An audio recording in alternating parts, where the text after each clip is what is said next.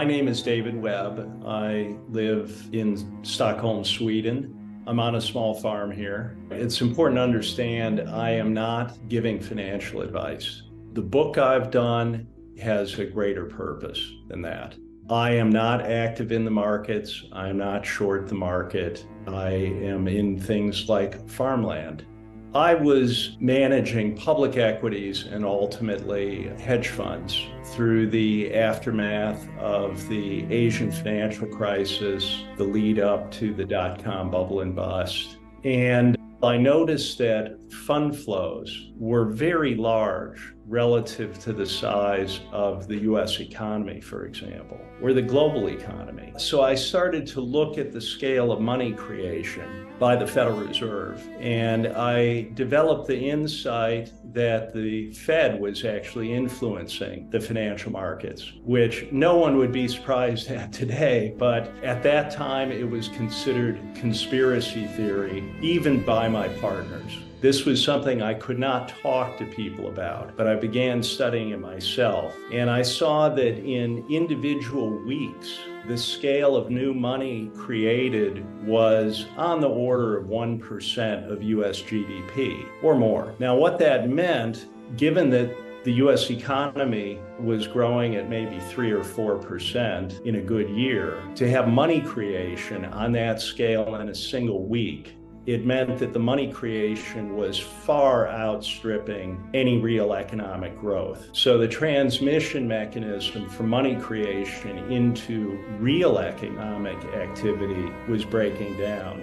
This is when I started becoming concerned and started following this closely. And it actually developed into a way for me to navigate the markets. So I applied it, and I managed to protect people who I was responsible to as my clients through the dot-com bubble and bust, and did very well through that period, armed with this understanding. But the bigger understanding was that the velocity of money was collapsing.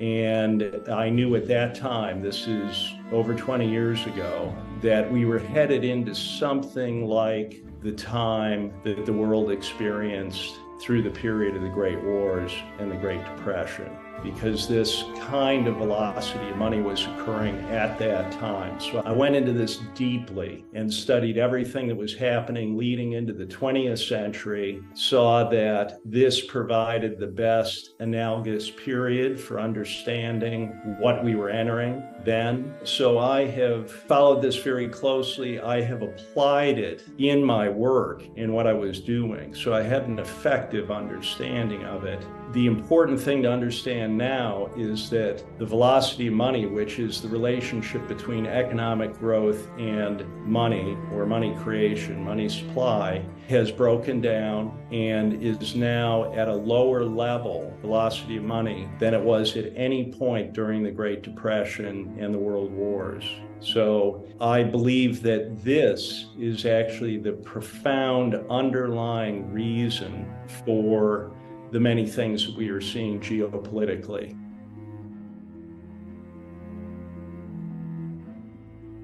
I grew up in a family of medical people and engineers. They were not involved in high finance. As a boy, I went through basically the beginning of the industrial collapse of Cleveland. They say that people strive to get control over what has hurt them. And I grew up with a real need to understand what was destroying us, because it deeply affected my family, which had been very happy prior to this, a happy, benevolent family, and it literally destroyed the place where I grew up. So I decided to study business and finance. This was something my father did not want me to do. He thought I should be an engineer. And when I was younger, I thought I would have been a medical doctor. But this became the pressing thing for me to understand. So I studied finance and computer science. I got a subscription to the Wall Street Journal. I had no one to guide me. I just started looking at the Wall Street Journal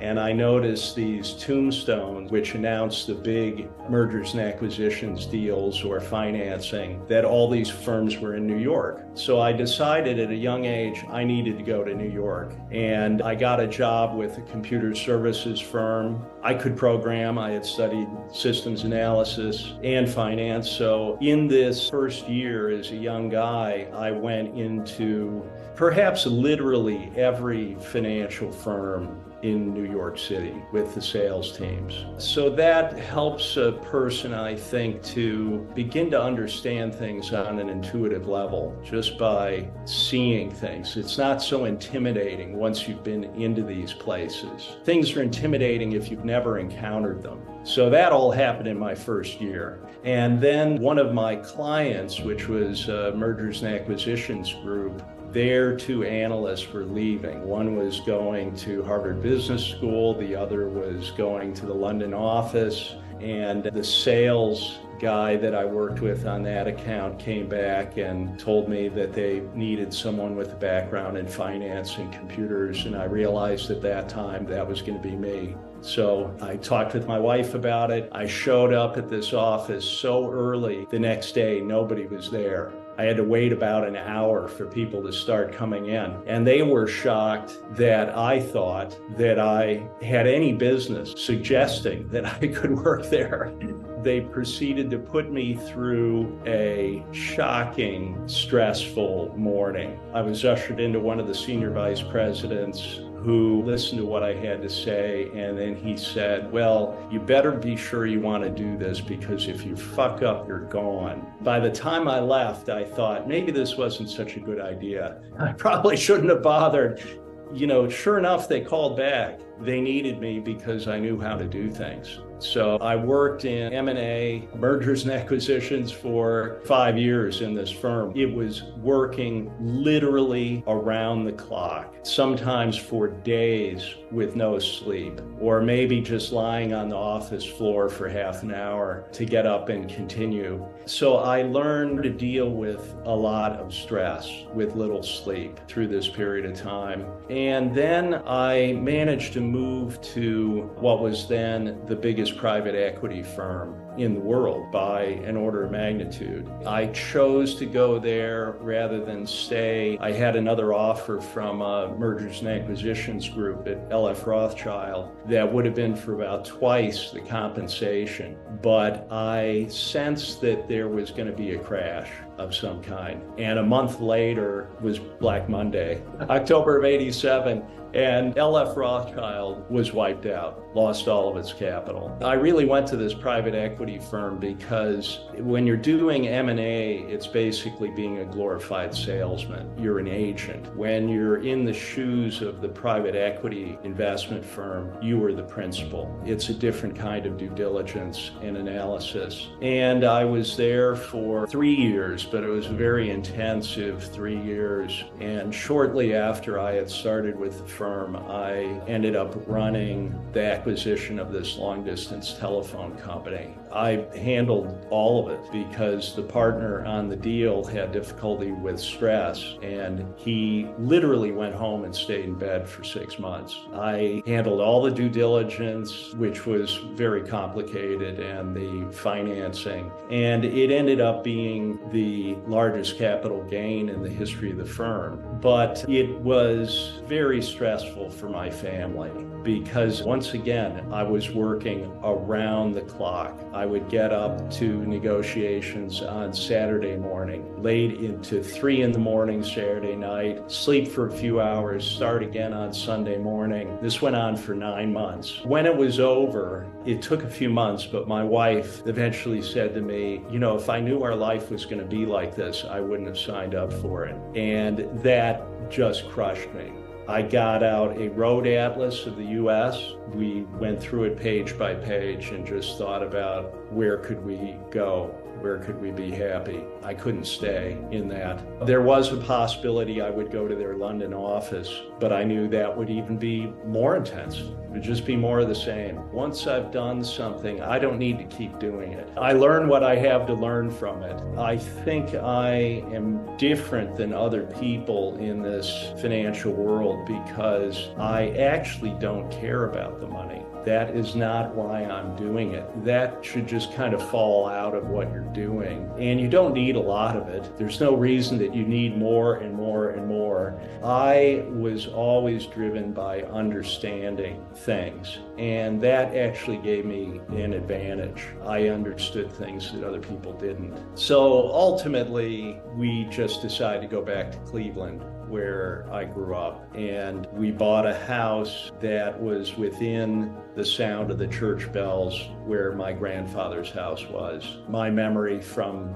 Sundays when my dad would take us to Grandpa's house. So it was really going home to try to make things sane, but the intensity returned. Again, as I got into managing in the public markets, I had this insight that the public markets were even less efficient than the private markets because you had these big fund flows that were pushing things way up beyond where a negotiated deal would ever be done and driving prices down below where it would be done. So you got better opportunities to both buy and sell things. I ended up ultimately running this hedge fund strategy that I created. So I designed the trading desk, I trained the people, developed this team trading strategy. Through the dot-com bubble and the bust, we were typically in 300 to 400 positions at the same time. I had developed a strategy to be short the market using hundreds of positions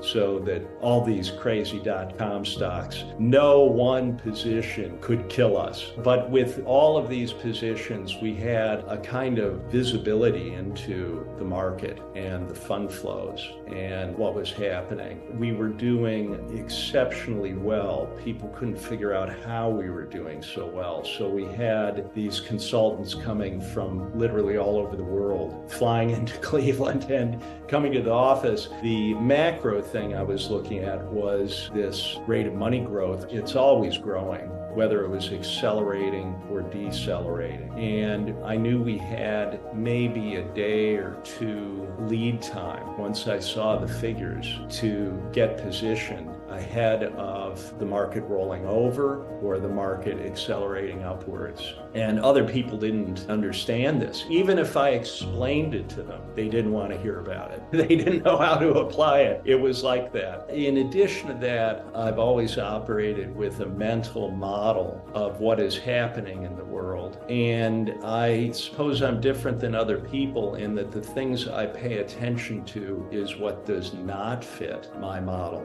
That is what can kill you. So I pay attention to what does not make sense to me, what does not fit. You have to drop everything. Imagine you're in a highly leveraged position with hundreds of positions.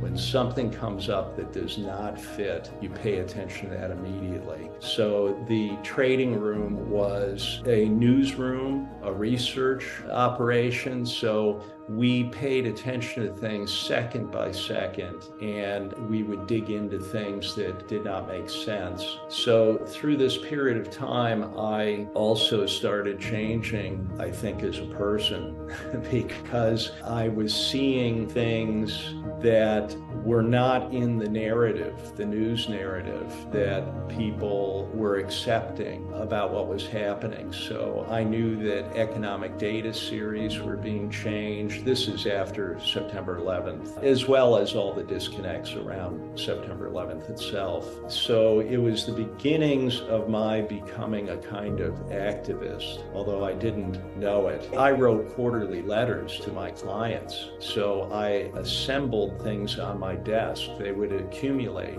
And I eventually had something like a thick telephone book of just the things that I knew and had documented that did not conform with the accepted narrative that people were being shown through the media. And I then thinned this down to a thinner telephone book and literally started going door to door to my neighbors. And what I was doing was I was seeing how I could get through to people. How could I explain this? And it's damn difficult. Basically, it doesn't work.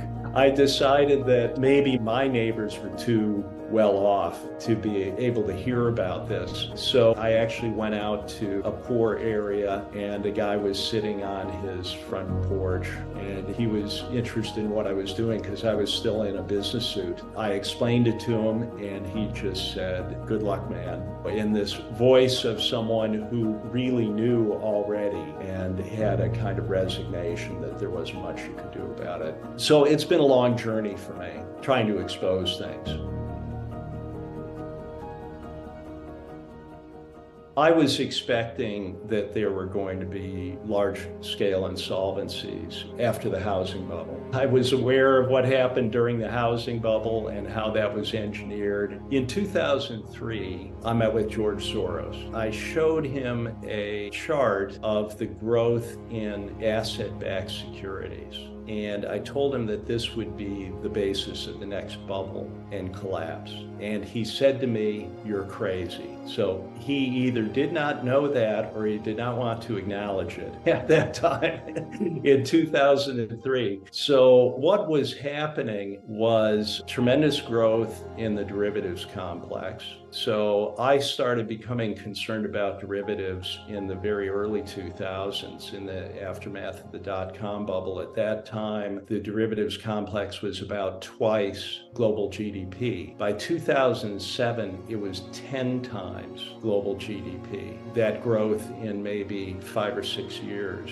So the financialization was outstripping any real thing on earth already at that point. And this growth in asset-backed securities, what was happening was that the process of doing any credit underwriting, the moorings had been slipped, and this was done by design. Prior to this, banks would do credit underwriting, meaning they would want to get repaid for the money they had loaned. So they would do some analysis of whether the borrower could repay it. But during this period of time, the banking industry went to securitization of loans. So it became a business of originating loans without any concern as to whether they could be repaid. The loans were all packaged up, whether they were AAA loans or subprime loans or boat loans or car loans, anything. These pools were stratified. Now, if you think of it, you had a top 20%, the next 20%, and so on down to the bottom. And the idea was that any defaults would hit the bottom rated tranche first. So for the defaults in that pool to reach the top of the pool, the top 20%, you'd have to blow through 80% of all the capital in the pool. So the top was rated AAA, just structurally, they could do that. The problem was no one wanted to buy the lower rated tranches. So they then used an aspect of the derivatives market, the credit default obligation, CDO, to buy the default protection for the lower rated tranches. Then they could sell the entire pool as AAA. So this was done through, as Greenspan called it, the miracles of modern finance. And he said, presumably the risk will be borne by those best able to bear that risk at the time. So because it could all be sold as AAA and the yields were better than treasuries and the Fed was creating so much liquidity, these pools were then sold 10 times over on a modeled synthetic basis, also in the derivatives market. And so while the banks knew that they did not want to eat their own cooking, the stuff that they had originated, they were buying The assets, this is the nature of a bubble. The people that know it's a fraud are still consuming the stuff that is being created through the same process. So the asset side of the balance sheets of banks were these securities that were being created through the same process. It reached a point where credit default obligations alone were about 10% of the derivatives complex. By the time the great financial crisis kicked off in 2008 and 2009, 10%. So credit default obligations alone were the size of the global economy. Now, I wondered who's signing up to take that default risk. In the early stages, people were saying, well, the problem here is maybe in the hundreds of billions. They were off by an order of magnitude. It was in the tens of trillions. So as the Fed were injecting all of this created money into the banks, it eventually became clear that the default risk had been taken by hedge fund subsidiaries within the banks themselves. So they enabled this whole thing by creating the entities within the banks that would take the other side of the default risk. And then when the collapse occurred, they were given the money to paper over that loss. The Fed has murky powers that people don't know about until they decide to make it visible. One of their powers is to create entities out of nothing. You just create a limited liability company, and then the Fed can loan money, create money, and put it into that entity.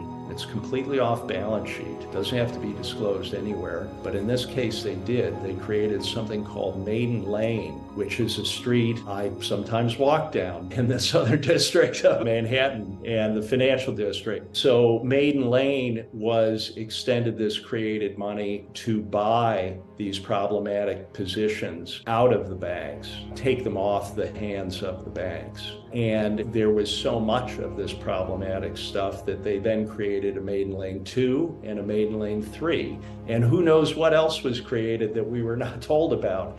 So in 2008, I noticed the first failure of a broker-dealer. So I was expecting there to be a lot of insolvencies. I was paying attention. And the thing that shocked me was that the client accounts in this broker-dealer were encumbered in the bankruptcy estate of the broker. That never could have happened before. In all of the history of securities, they were personal property. And if the broker failed, you would say, I'm sorry you're out of business. Here's where you can transfer my assets. That did not happen in this case. So I started digging into what could possibly have changed. And this was as serious as a heart attack, given that we were going into this meltdown at that time. That's when I discovered it had been done through changes to the Uniform Commercial Code in the United States. This had been done in all 50 states. So it was something that could be done very quietly over a long period of time and did not have to be done at the federal level, didn't draw attention. What they did was to create a new legal construct of a security entitlement. Now, prior to this, as I said, securities for 400 years were personal property. This concept of a security entitlement severed that. That's its purpose. So what people then have, and institutions and pension funds, even sophisticated investors, all they have is an entitlement. It's a claim, it's a contractual claim, which is very weak in the event of insolvency. So it's an appearance of ownership. It's sometimes referred to as beneficial ownership, which sounds nice, but what it means is that you receive dividends, you receive a proxy, you are the owner of title. You can, of course, you can buy it and sell it, but you can see in documents that I've found that the legal owner is actually the entity that controls the security with a secured interest. They are the legal owners of the property. So now you have a contractual claim. Next, all of the securities are held in pooled form. So you have no specific identification. It used to be that with paper certificates, they were numbered. You had a specific numbered bond or stock share certificate. So now they're fungible bulk, book entry form, pooled. Further, we know, and it is absolutely irrefutable from the Fed's own response to a questionnaire from the EU, that even segregated accounts, even people or institutions that have been told that their securities are segregated, are in the same pool and entitled to only a pro rata share in the event of an insolvency of the custodian. So again, segregation is just an appearance. People are told that. It's an absolute subterfuge. And the shocking thing is that even sophisticated institutional investors do not understand this, or they don't want to know it. Further, even if outright fraud is committed by the custodian, that does not obviate the ability of the secured creditors to take the securities from these pools ahead of the people who thought they owned them. Then there was, in 2005, a change to the bankruptcy law in the United States, creating something called safe harbor. Again, that sounds nice, but what safe harbor means is safe harbor for the secured creditors to take the client assets, and to make that absolutely certain that even in the event of fraud, they will take the client assets. So prior to this change in bankruptcy law, there was something called fraudulent transfer, fraudulent conveyance. And the trustee, the bankruptcy trustee, had a duty to claw back any assets that had been fraudulently transferred. So this change was made in 2005. And then with the failure of Lehman Brothers, this was cemented in case law. And we can see the judgment by the bankruptcy court related to this. What happened there was that JP Morgan was both the custodian for the client assets and the secured creditor that took the client assets, which prior to 2005, everything that happened there would have been constructively fraudulent. But the bankruptcy judge, this is the Southern District of New York, which is Manhattan, found in favor of JP Morgan that JP Morgan absolutely was entitled to take the client assets.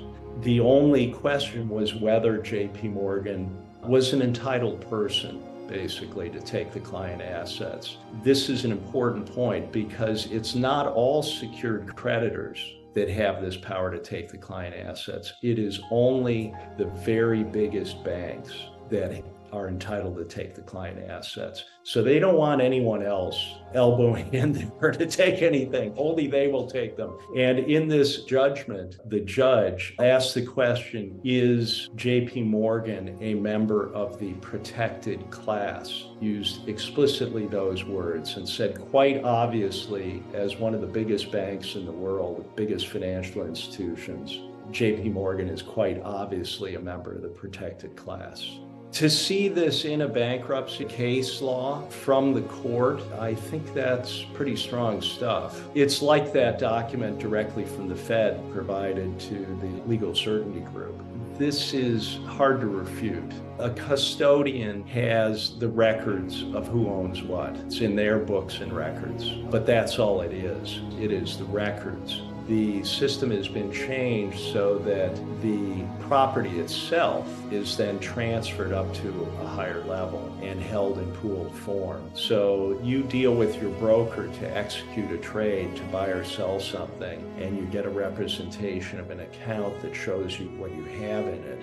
But the assets are not held even at what you think is your custodian. It's transferred to a higher level. In the US, that is the Depository Trust Corp, which holds all securities in the United States in pooled form. So the brokers themselves are low down in the food chain. In Europe, there are central security depositories at the national level that give an appearance of a registry of ownership at the national level. But by law under something called the Central Security Depository Regulation, CSDR, which was imposed in 2014. By law, these securities are transferred by a mandatory link to an international central securities depository. So they want cross-border mobility of the collateral to occur. So in Sweden, for example, you have a local registry, but then the securities go up to Euroclear Belgium. So they are subject to Belgian law, not Swedish law at that level. And then the collateral is transported to underpin the derivatives complex, which is housed at the central clearing counterparties. The acronym is the CCPs. So this is the purpose, to take the collateral up to this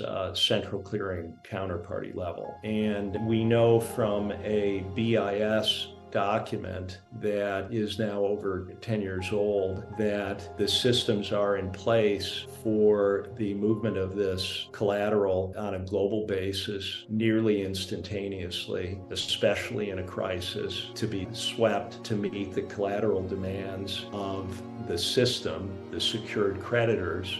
Also associated with this, we have to understand derivatives used to be bilateral. You knew when you entered into a contract who your counterparty was, and you looked to the credit quality of that counterparty. They were on the other side. In the name of reducing risk, they actually increased risk. They created a monolithic risk because they forced central clearing so that the CCP is the counterparty on all derivatives contracts. The central clearing parties are the counterparties. Now, what does that mean if the central clearing party itself fails? That means there is no counterparty there to honor the derivative contracts for all manner of things, but especially people that think that they have hedged their downside risk in the collapse. There's no counterparty. And the central clearing parties have been deliberately undercapitalized. So in Europe and the US, there are discussions by the participants themselves about the possibility of the central clearing parties failing. In the last few years, there have been discussions of this.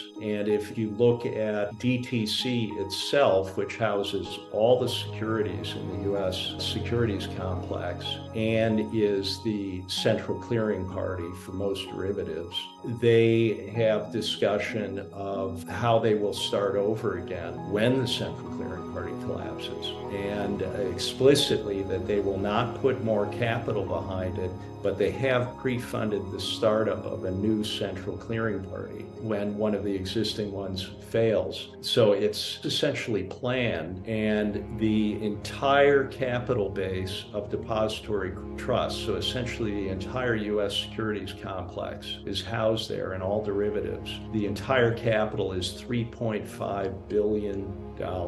Individual banks have derivative positions the size of the global GDP. So something will happen to trigger this collapse, implosion. I would say the cake is already baked at this time. It's been made to happen because to take interest rates after having kept them at zero for 15 years, which was insane to begin with and did not have to happen, was made to happen. And then in essentially a year to take that back to over 5%. And if you're noticing, they're not stopping. The rates are continuing up. I'll go through what that means for the global financial system. When interest rates were at 5%, if a bond paid $5, to simplify this, let's say it's a perpetuity, which means you don't have to take into account a maturity date. So if it pays $5, it's worth $100. You would pay $100 for that because interest rates are 5%. Now, if interest rates are driven down by the central bank to 1% and the bond still pays $5, now 5 is 1% of $500. So the value of the bond goes up fivefold by dropping interest rates like that. And it was even further because they took it to zero. So this is the source of the bubble, the financial bubble that we've experienced, the everything bubble, as some people call it. And the entire financial system is basically a perpetuity. So everything is based on discounting cash flows. So all real estate, the entire stock market is based on discounting back theoretical future cash flows from companies, as well as bonds. Now, if you do a round trip on this and you take interest rates back from 1% back to over 5%, which is something like what has happened here, you reverse the entire thing and you have an 80% fall in value of everything. Everything, all commercial real estate, the stock market, everything. Now imagine what happens to you if you own these things on leverage, if you borrowed to own these things. That's the problem. So the entire run-up, the entire bubble was artificial, and the decline will be something like a decimation, where indexes will go to maybe 10% of the peak, because a lot of things will just go out of business. And this is what happened with the whole dot-com sector when that bubble collapsed. This is what happened in the 1930s. This is what happened to the Nikkei with Japan. All bubbles end this way. And when you step back and look at them, it's like a very sharp mountain peak that goes into like a needle blow off, and you get a first break and then a second run for the top that fails. And that's where we are now. If you step back and you look at something like the NASDAQ index, the second top is failing now, which is understandable given that bond yields are continuing straight up. So when this begins imploding, the insolvencies will increase due to the level of debt. And there will be an automatic call for more collateral that will be transferred into the derivatives complex in these central clearing counterparties.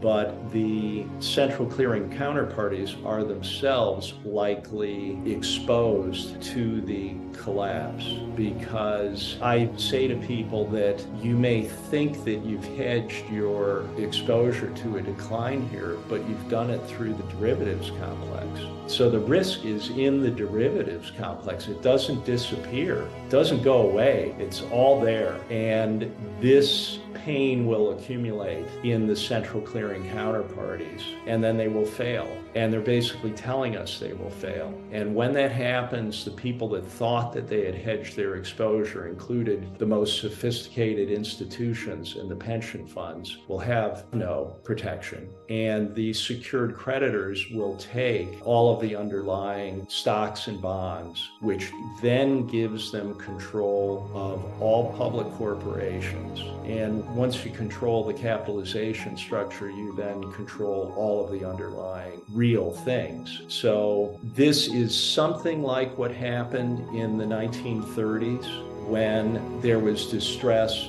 globally everywhere due to debt levels. And you would think that there were no winners, but there were, because the banks that were controlled by the Federal Reserve, for example, in the US, were slated to survive. 9,000 banks in the United States were forced into failure. The people who had money in those banks lost all their cash, but their debts were not canceled. Their debts were then consolidated into the Federal Reserve System and enforced. So people that were in debt were in trouble. Even wealthy people lost everything. The difference this time around is they're not going after just property that is encumbered by debt. They've engineered this so they can take things, all securities as collateral, from people and entities that have no borrowings against them. They own them clear and outright. Now, let me give you an example as an analogy to explain the horror of this. So you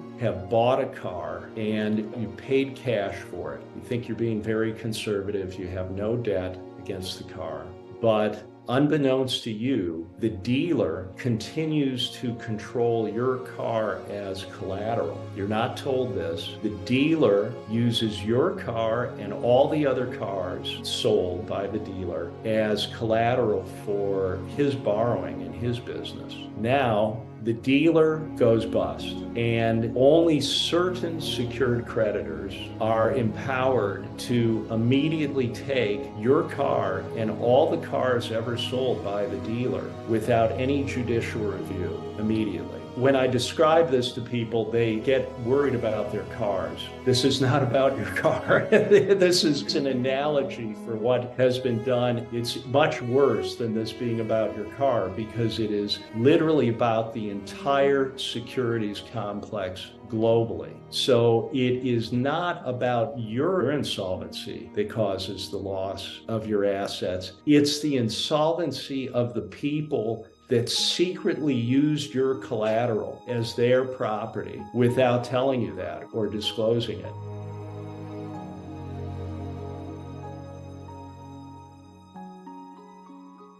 How could this happen legally? It's a good question, and perhaps there is some hope for humanity in avoiding this, in challenging this whole construct, because it is a construct. None of this is real. There are real things in the world. This is not a real thing, but they will try to convince us that, well, I'm sorry, you've lost everything. It's an elaborate story. So yes, they have changed law. Can that be challenged? That's what has to happen. So this was the process. They changed it in the Uniform Commercial Code. This was beginning in 1994. The efforts to affect this actually go back further than that, into the 1960s, when they began the process of dematerialization of securities to hold them all electronically, which some people were suspicious about then, and they were right to be suspicious. It is clear that that beginning process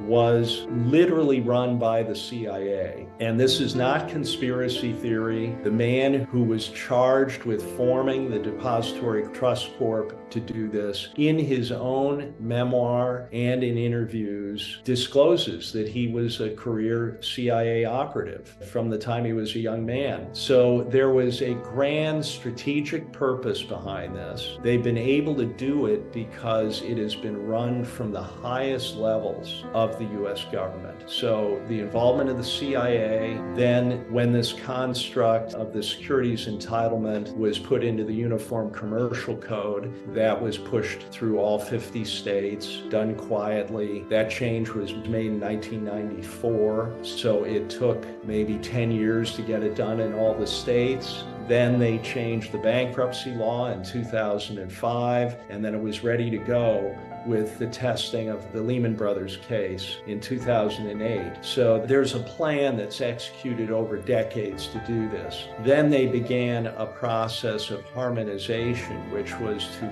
force this model in law globally. And they did this through the EU. The first discussion in documents in the EU is in 2002. So that's when the process was beginning then, in the aftermath of the dot-com bust. And the EU created something they called the Legal Certainty Group. And again, that sounds like a good thing, but what they mean is legal certainty that the secured creditors will take the client assets. And they worked at this for years, figuring out how to subvert local law. When you think about it, rights to property is kind of a sacred thing. It's something that all people should care about. And oddly enough, even the people participating in making this happen should care about this in a big way. So therein lies the hope of addressing this. We can come back to that. But the Legal Certainty Group identified the problematic local law, and then it took maybe another 10 years to come up with this CSDR regulation,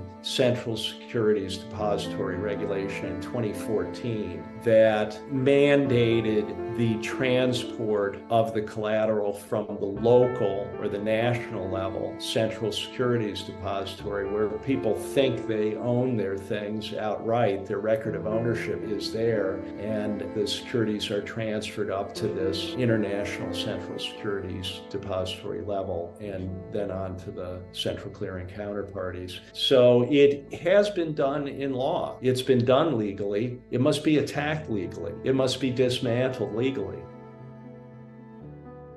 The power behind all of this is the private control of the central banks. And when you look around the world, they are all privately controlled. You are not allowed to know, actually, who controls the Federal Reserve and how it is controlled. We know that it is controlled somehow by a set of banks. So there is some kind of an ownership structure that extends through the banks that own and control the Fed. But something like this is done in all central banks around the world. If you notice, any country that has attempted to have a national bank is literally attacked and destroyed. They're not allowed to exist. So it is linked with the war machine, this private control of money. The intelligence agencies, the militaries globally would not be able to function as they are if they weren't linked with this money creation power. We now know that when we were kids, perhaps, we thought that the money you borrow from the bank is someone else's savings that they're giving you. It's a zero-sum game. I think we now know with the scale of the money created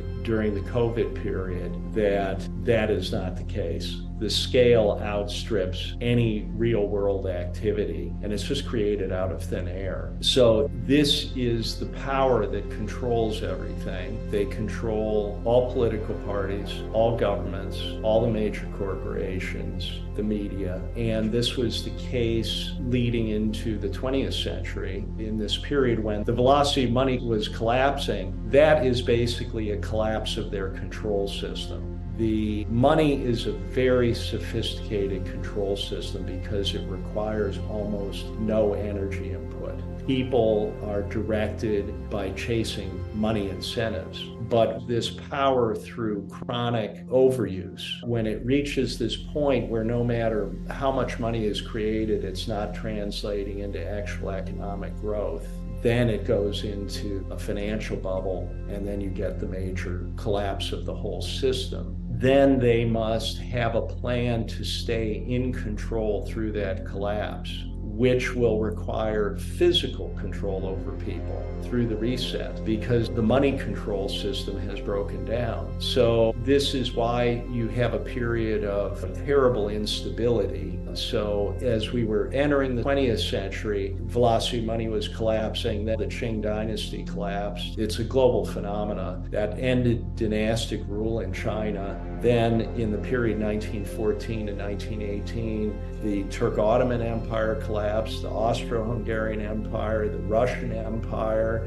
Germany was destroyed, and the British Empire had passed its zenith and was really collapsing at that point. So it's a global collapse. And the people that controlled the banking power through that managed to stay in control. And they did it by subjugating populations. It's not about taking their money. It's not about taking their stuff, which they don't need. It's about suppression and subjugation. And that's the lesson when you look at this period in the 1930s. And that is what they have planned for this kind of a cycle again. And they've set up for it. So this plan to take all collateral globally and to collapse the system in a kind of controlled demolition where they end up controlling everything, this design was set in motion over 50 years ago.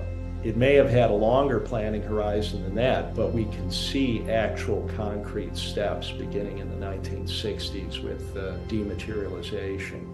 So when this is unfolding, this wave of insolvencies, and it creates an urgency to take the collateral, people will be terrified. They will be panicked. And we know that fear shuts down critical thinking. So people will be in panic mode. I've always been interested in what happened in the 30s because of talking about these things with my father who lived through that and what I saw happening in Cleveland when I was a boy. I'd try to talk with anyone who had lived through that time. And I asked my aunt what had happened in the 30s, and she said, well, suddenly no one had any money. And I said, what do you mean? How could that be? And she said, well, no one had any money, and even wealthy families didn't have any money. And she knew families in which their daughters had been going to private schools and they couldn't afford to go back to school. When you really look at what happened there, if you close all the banks, which is what FDR did, he suddenly literally closed all the banks,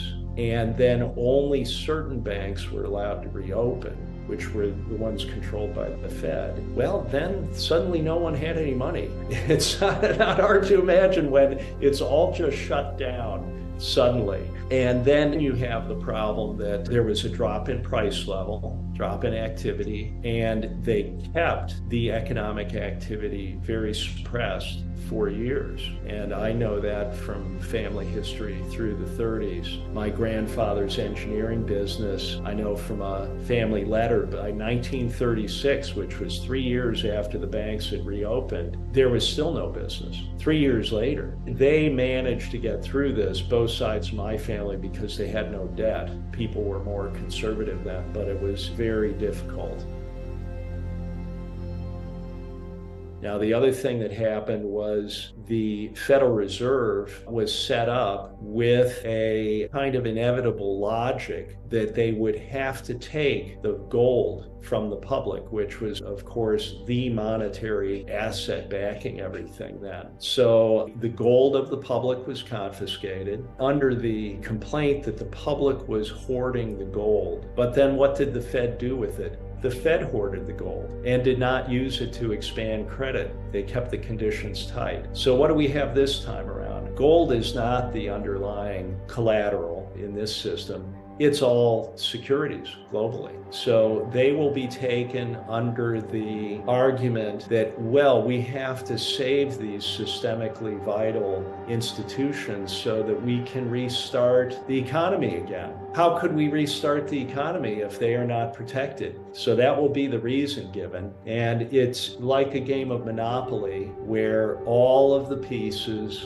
all of the money on the board are pulled back to the bank, and then they say, let's start a new game. And we'll start over from the basis that we have everything and you don't. So would you like to borrow something? And this is what the CBDC, the central bank digital currency, will be. It will be very difficult for people to refuse to use it because they literally won't be able to eat.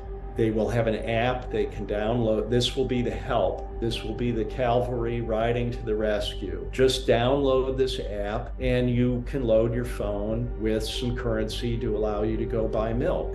But every time you use that, you are actually borrowing money from them. They have you again. It will happen very fast. This will unfold in a very frightening crisis kind of environment, and people will have difficulty refusing. And that's why it's so important to spread this awareness of this beforehand so that people understand what is happening and so that people can become engaged in this all the way to the top of the system. It has the potential to activate very capable people all the way to the top of the system. It has the potential to unify people against this.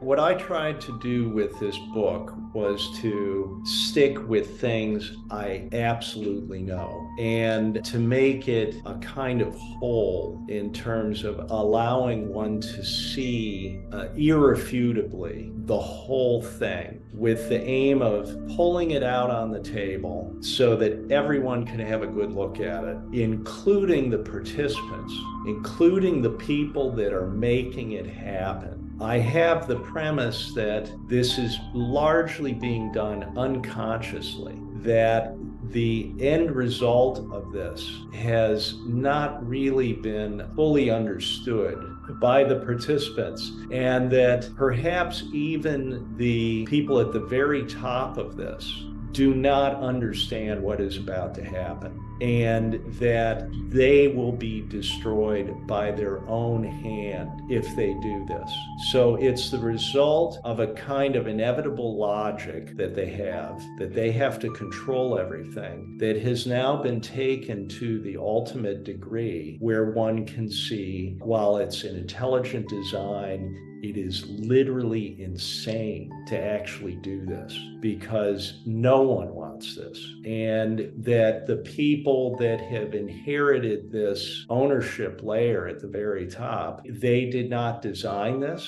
They did not put it in motion. They have allowed the juggernaut to continue. There has been no pruning in the garden. There's been no oversight. It's literally never been looked at, never been checked. It is basically run out of control unconsciously. So we have to make it conscious all the way to the top of the system. Now, another way I think about this is they study us. We have to try to imagine who we're dealing with here. So I'm getting into conjecture about this. I have known people pretty high in the system. I have this idea that people are intimidating if you have not met them. But once you've met them, you see that they are just people. And I think we have to understand these are just people. They are not lizards eating babies like potato chips. That is not helpful to think of it that way. So they are actually not particularly capable people. So there is a head of the snake, but it can't do anything alone. It is reliant on the muscle beneath the head of the snake to do everything for it. And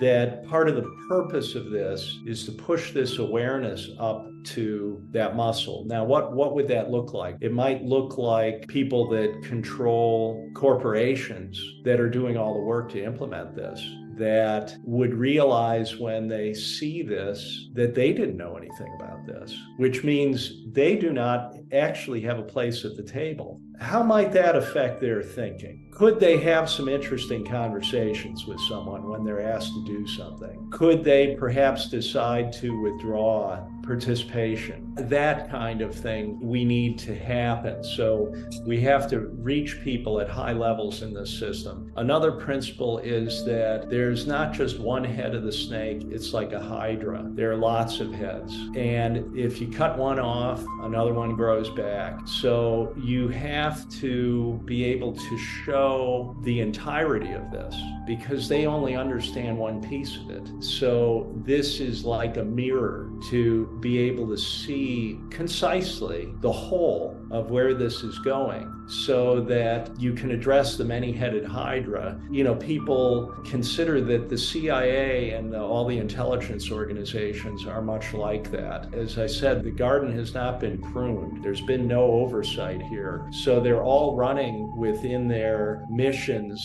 essentially out of control. Those people also need to be aware of where this is going. Now, there are people that are actual criminals, that are killers in this, but they are not the people running things. Actually, if the money is just cut off to these entities, it stops. I think that we're very close to this collapse being triggered. What are the indications for that? Well, most profoundly, what has been done to interest rates and where they are now, and the scale of the insolvencies that are out there. They're not being discussed. They're being covered up. The only way that the financial system has not collapsed is that there is a big hidden hand injecting lots of created money directly into the financial markets, holding them up right now, as well as allowing institutions to believe they have downside risk by buying protection in the derivatives market, the combination of those things. So this support, the hidden hand, as I call it, can be withdrawn at the time of their choosing. But we're getting late in this process given what's already happened to the interest rates. The other indication of timing is the bank resolution, the documents of the Bank Resolution Authority in Europe. Their planning cycle documents were mandating all of the globally systemically important banks to be ready for solvent wind down at the end of last year, 2022. Now, what they mean by solvent wind down is not wind down of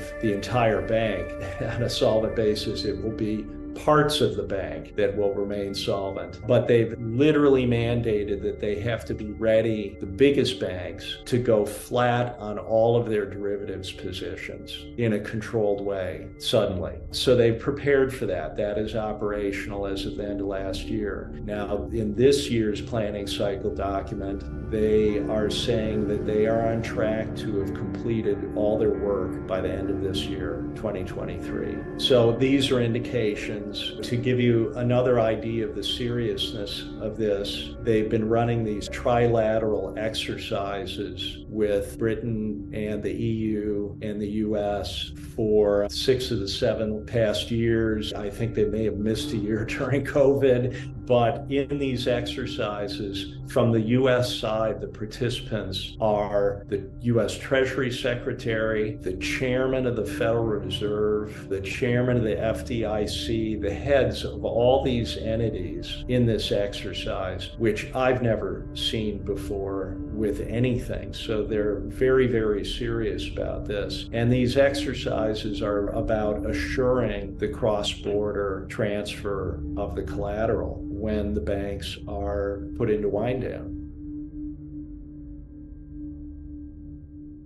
So you've noticed in the news that there have been some failures of banks in the last year, and that is due to this increase, this backup in interest rates. And the idea that this is a bank-specific problem is not the case. These are the canaries in the coal mine. This is absolutely systemic. Again, looking back at the 1930s for guidance here, the first big bank failure was in 1930. It was allowed to happen, and there was a kind of trickle of bank failures. So the bank holiday, when they closed everything, wasn't until 1933. So it was an unfolding banking crisis for 3 years. So it's not unusual that you would have an opening stage here of a number of banks that have failed, but it doesn't all let loose immediately. It unfolds over months and perhaps a couple of years before you hit the point where everything's in free fall.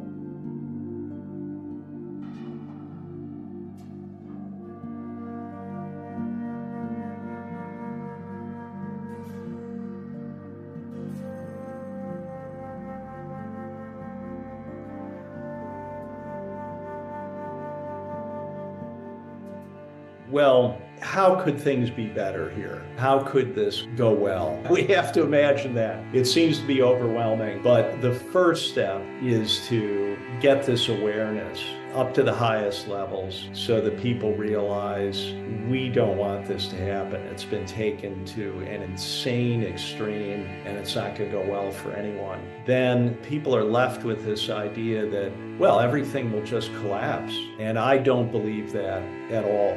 There is a real world with real economic activity that goes on despite this system that extracts resources from people and places enormous stress on them, that funds psychological operations that are, of course, public-facing. They're used against the population so that the resources of the public are extracted, tremendous burdens are placed on people, stresses. It's a system that subjugates people. And if that simply stops, everything gets better immediately.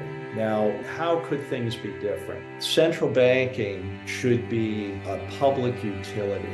The very idea that it should be controlled by private interests, that is the source of all the problems for humanity. That must stop. as a public utility, of course, banking is a useful thing to have. We have to realize we don't have to go back to sticks and stones. We don't want everything burned to the ground. We have to take back control of our society, which has largely been created by good people, all the innovations, and usurped. So we don't owe them anything. We have good things that have been created. We just have to not allow them to control these things any longer. So public banking would be like a utility. Any profits would be returned to the public or used to support government. We have to have government. We have to have some way to operate society and have roads and do things that work for society. So anarchy and chaos, we can't have that. So this has to be done peacefully. It has to be done legally. Another concept, and these are not my ideas, I'm borrowing these things in terms of public banking, but also something like the tax system, which is really a way of harassing and, again, subjugating people. We know with the scale of money creation, things are not being funded from our tax dollars. But if we had a stable system, some kind of share of economic resources are needed to operate the government. A very simple way to do that is to place a simple fee on every electronic money transfer. Wouldn't be needed for paper currency, just every electronic money transfer. We know today that the major corporations don't pay any taxes. They aren't supporting anything. So money flows, it could be a fraction of a percent. And especially if you end all of the wars, if you wind down the military bases, if you stop all the covert actions which are criminal, the scale of government can be right-sized to what is actually beneficial to humanity. As I say, we're being governed by constructs. They aren't even real. And if they don't serve humanity, they must be stopped. And if we're going to have artificial constructs, they must serve humanity. So imagine how people would feel if they were told, you don't have to file taxes anymore. That's all going to be handled. Just pay 0.1% on whatever electronic transfer you're doing. But the people that run this system don't want those kinds of solutions because it would eliminate their control. So my purpose with this book is to create something that will show the entirety of what this is and where it's going, to do it with an economy of information and just hard, irrefutable information, and to put this in something that can travel. And that is happening. And I know already that it has reached billionaires, it's reached people all over the world, it's reached people that manage a lot of money, have responsibility for that, people in Buenos Aires and Vancouver and New Zealand and Monaco, London. So it is happening. That's what we have to have happen. And we need people at the top of the system that are not 6 degrees separation from the head of the snake, but are more like 1 or 2 degrees from the head of the snake, to become aware of this and start to say something about it and start to do something about it, because they realize that they are not going to be protected. As I say toward the end of the book, wealthy people think they're special. You are special. They're saving you for dessert. And you let that sink in. So everybody has to get busy with this, including people who believe that they are powerful and they can make a difference. And it needs to be done legally, it needs to be opposed through legal means. I mean, imagine what would happen if judges in important positions become aware of this, prosecutors. This has never really been examined in terms of how it can be dismantled. And there will be ways to do this because it is just a construct.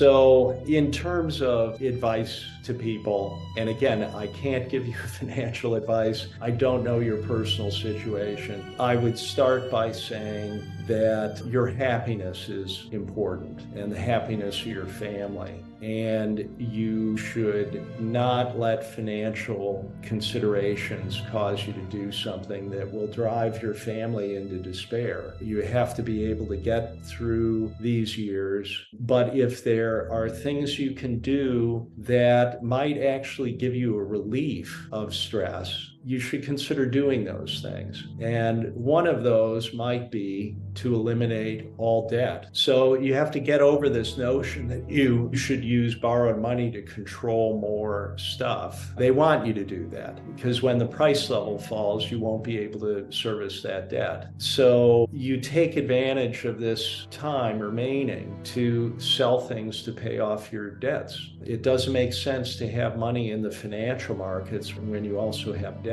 There are people I know who have sold their homes, which is a tough decision to make, and are simply renting to make sure that they're not in debt at all. So you have to ask yourself, these are personal decisions, how that feels for you to do that. Another principle is to get real, so to speak, to invest in real things, avoid constructs and intermediaries. You want to hold things directly, have good title to them, things that you can hold like that, such as land, buildings and land. And you want to think about if this goes into a difficult period of years, and this can be a positive thing, is to have an ability to produce food. In the 30s, for both sides of my family, they weren't farmers, but they had to have recourse to family that had farms in order to supplement their food. It was important. So again, that can be done in a positive way. You put money into building a greenhouse, have a big garden and orchard, might choose to live in a more rural area. Talking with people who went through the Depression, there was one friend of mine, much older than me. I knew he had lived through the Depression, and I asked him about it, and he said, well, both my parents were killed in an automobile accident. So I was on my grandfather's farm, and I was not aware that there was a depression. So he was on this farm with his cousins. That tells you something. As a child, they were just fine. The book I've written is called The Great Taking, and you can find it on a landing page at thegreattaking.com. There is a free PDF you can download. I've done it this way because it will make it close to zero friction, so it can spread globally, and that is really happening. Some people would say, well, surely you must be paid something for this, and I know that if I had been paid anything, I would just use it to spread the book. So why do that? Make it zero friction. This is the most important thing I can do right now. There are hard copy books you can get through Lulu, and those cost something because it costs something to produce them, and they can be delivered globally. There is some small profit in that, but I am directing that to another person who is a scientist and has done very important work.